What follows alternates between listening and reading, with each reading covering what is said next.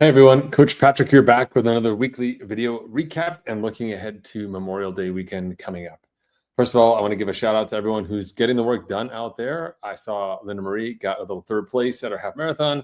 Michelle, I saw you get that first century since 2018. Where does the time go? Done it today as well. And so many of you are getting other work done. Anthony Scalise doing the trainer ride indoors to get ready for Mont Tremblant. Lots of good resources we have for you on the website. If you need more help with that, do let us know. Okay.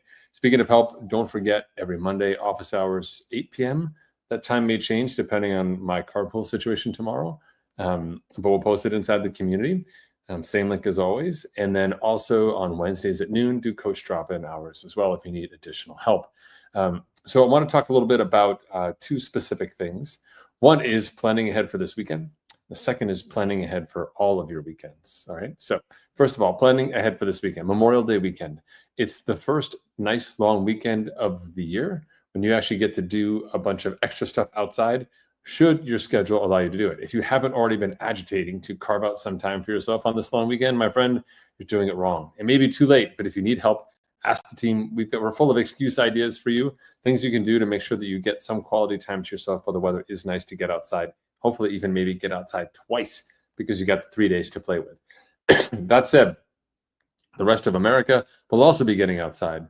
And sometimes we celebrate getting outside by bringing also paraphernalia with us, like boats, trailers, beer, and other items. And it's not always the safest place. So if you do intend to get outside, please be smart, please be safe. Tell others where you're going, all the good things so you can make sure that you're active and healthy and that you come back home in the same state you left in, perhaps a few pounds lighter, not after a trip somewhere because you got ridden off the road by a bike trailer, as has happened to some of us here inside the chat. So be really, really smart about your training. It's also a time to remember that the temperatures are going up. The water's outside. For most of us, humidity is now here across the U.S. Yes, it now feels like Florida here in Rhode Island. Thank you so much. You can take it back anytime. And as a result, you're going to lose fluids faster than you think. So even if you don't necessarily carry all of the stuff that you need, do stop early, drink early. I'd rather you stop at a gas station or convenience store at like hour 2 and be like, I'm only down one bottle, but I'm gonna top off.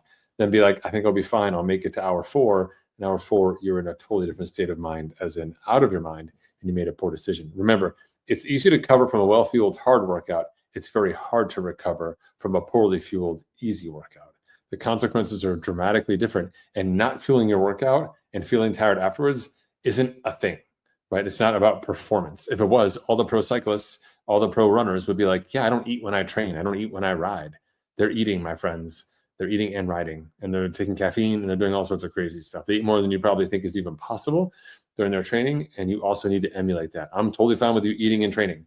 It's the not training and eating. That's the problem, and I'll sign myself up for that category as well. So just be really smart about your fueling and hydration status this weekend as well.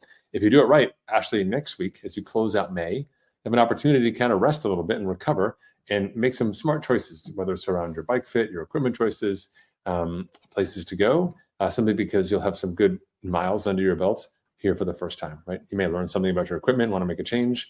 Maybe some of your equipment needs actually to be changed because, well, it's given up the ghost. All right, something to think about. And then also want to plant a seed for next year as well. I'm doing some preliminary planning for the 2026 camp calendar and putting those together. Those will be coming out in June.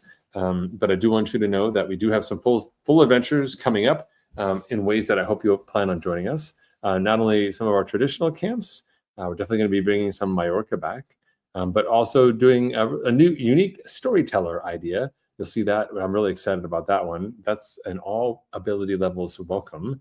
Just need a gravel bike and the ability to ride it. Yeah, something else a little epic too. So stay tuned for that. That'll be in June. You'll hear about it first as a member of an organization and as part of our newsletter, but then it'll be posted online as well and make it open to everybody. So if you are camp curious, you want to get away and ride bikes, have a ton of fun, instead of doing the race thing where you have all of your equipment, but you can't really ride it anywhere because you're just resting for the one day that you ride. We ride all the days and we only rest one day. It's like the inverse of a race week, and it's a million times better. Ask anyone who's gone to one of our training camps or anyone who's even done some one of those training camps, just so you know that the opportunity exists out there for you to invest that race day dollar in a way that yields 10 times more fun. And you get to do it with your friends and teammates, which is always a blast. All right. Anyway, that's it for this weekend. I hope everything's going well. Hope you've been checking it out on social media. I've been posting and sharing. The new kit looks amazing. Definitely at least 10 watts faster. Super inspirational. And I even broke out a new toy today. You got to check my Instagram to check it out and see what I was using on my gravel section. Transformed how I rode that ride. I can't believe I was riding it before like an idiot. Tire pressure is the jam. All right. Take care, everyone. Have a great week. I'll talk to you soon.